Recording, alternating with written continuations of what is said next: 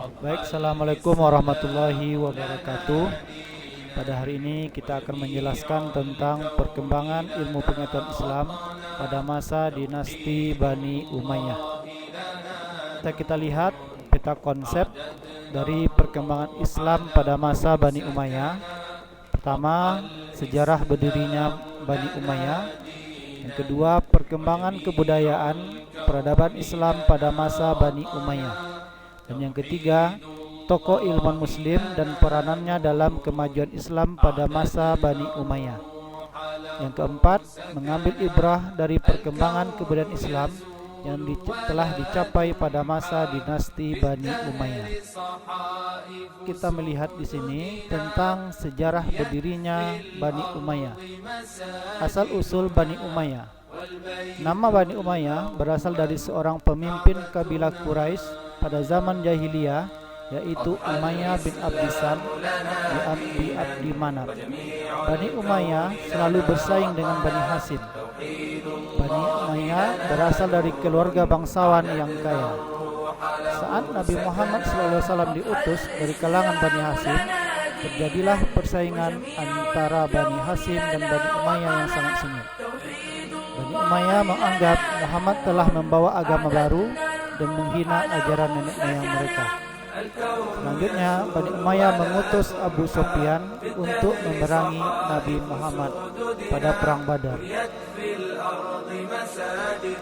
Selanjutnya, Bani Umayyah masuk Islam ketika terjadinya Fathu Makkah pada tahun ke-8 Hijriah.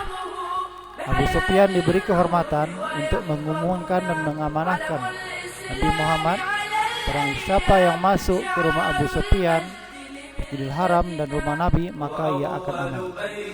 Maka Bani Umayyah berbondong-bondong masuk agama Islam dan membela perjuangan Islam. Selanjutnya, Bani Umayyah tampil sebagai perjuangan yang tangguh dalam menghadapi ancaman orang kafir dan banyak berjasa terhadap kejayaan Islam.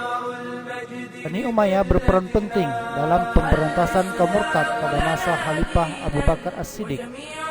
Bani Umayyah juga berperan dalam penyebaran Islam pada masa Khalifah Umar bin Khattab. Muawiyah bin Abi Sufyan diangkat sebagai gubernur Syam selama 2 periode.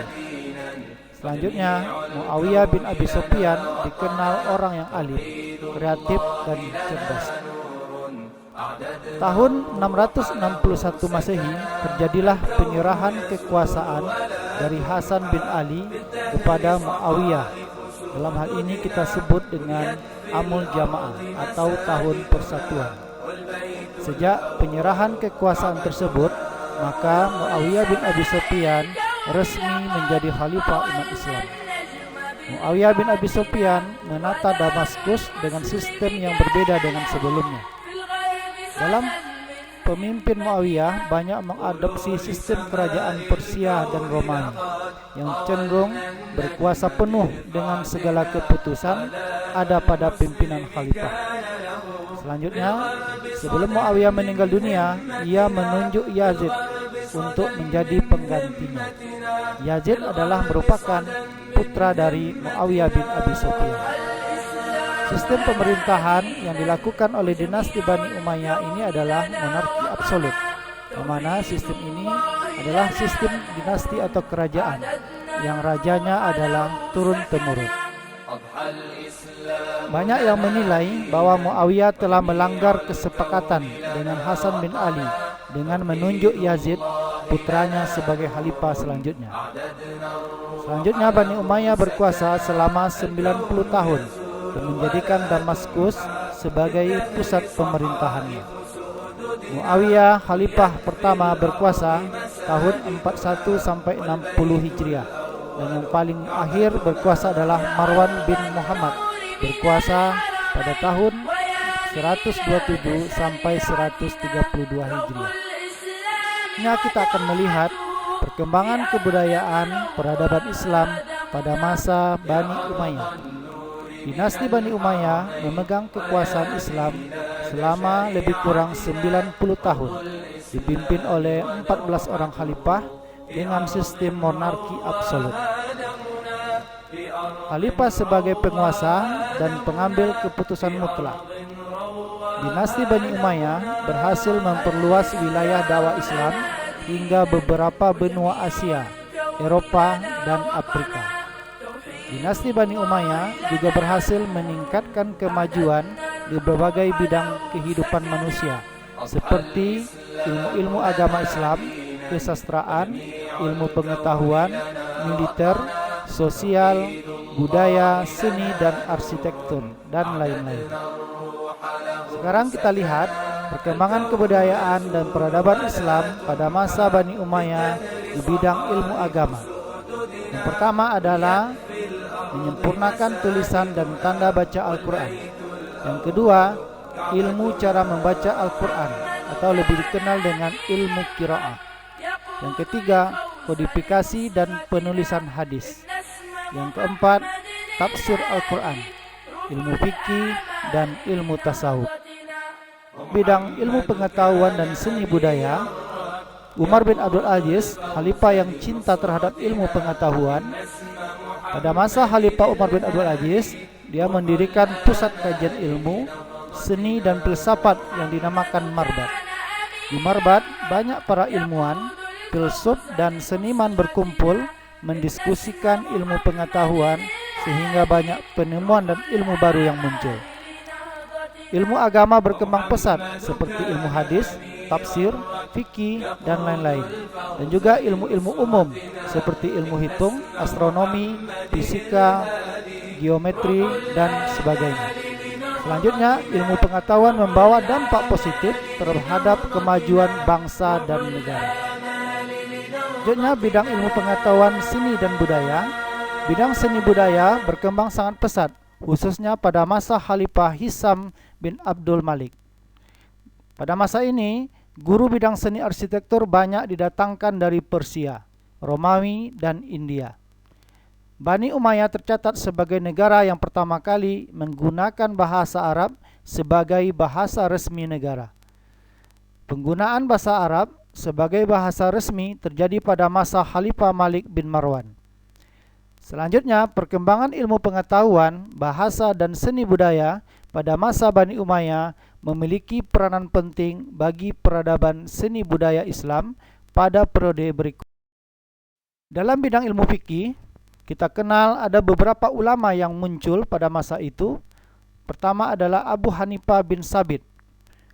Abu Hanifah adalah seorang mujahidah dalam bidang fikih dan pendiri mazhab Hanafi. Keilmuannya tidak diragukan lagi, diakui oleh ulama pada masanya hingga saat ini.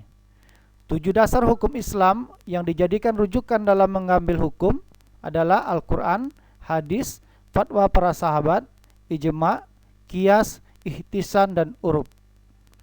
Abu Hanifah banyak mengeluarkan fatwa dan hasil ijtihadnya.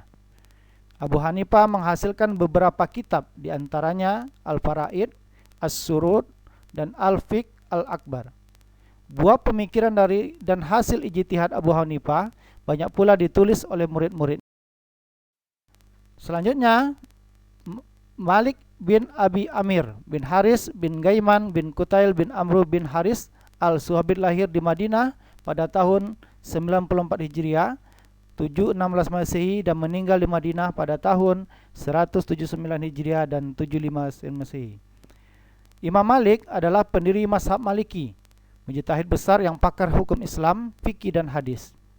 Sumber hukum menyediakan pijakannya adalah Al-Quran, hadis, asar sahabat, qiyas, tradisi masyarakat Madinah yang tidak bertentangan dengan agama, Al-Mashalah dan Al-Mursalah. Banyak fatwa dan hasil ijtihadnya yang telah disumbangkan untuk umat, bangsa, dan negara. Salah satu karyanya yang terkenal adalah Al-Muwattah, membahas mencakup segala hal dalam masalah. Selanjutnya dalam bidang tasawuf, ulama yang kita kenal adalah Abu Sa'id Al-Hasan bin Abi Al-Hasan Yasar Al-Basri, seorang ahli ilmu tasawuf yang lahir pada tahun 21 Hijriah atau 642 Masehi di Madinah. Hasan Al-Basri pindah ke Basrah setelah perang Siffin pada tahun 37 Hijriah. Di Basrah, ia menjadi ulama yang syahid dan sangat berpengaruh. Inti ajaran Hasan Al-Basri adalah khauf wa raja, yang artinya takut dan harap. Menurut Hasan al-Basri, setiap orang harus memiliki sikap khauf agar senantiasa menjaga sikap, perbuatan dan ucapannya tidak maksiat kepada Allah.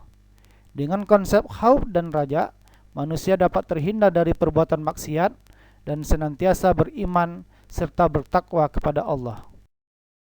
Taub yang lain ulama yang terkenal adalah Rabi'ah al-Adawiyah, lahir di kampung dekat kota Basrah, Irak pada tahun 95 Hijriah atau 713 Masehi. Secara ekonomi, Rabi'ah al-Adawiyah tergolong tidak mampu.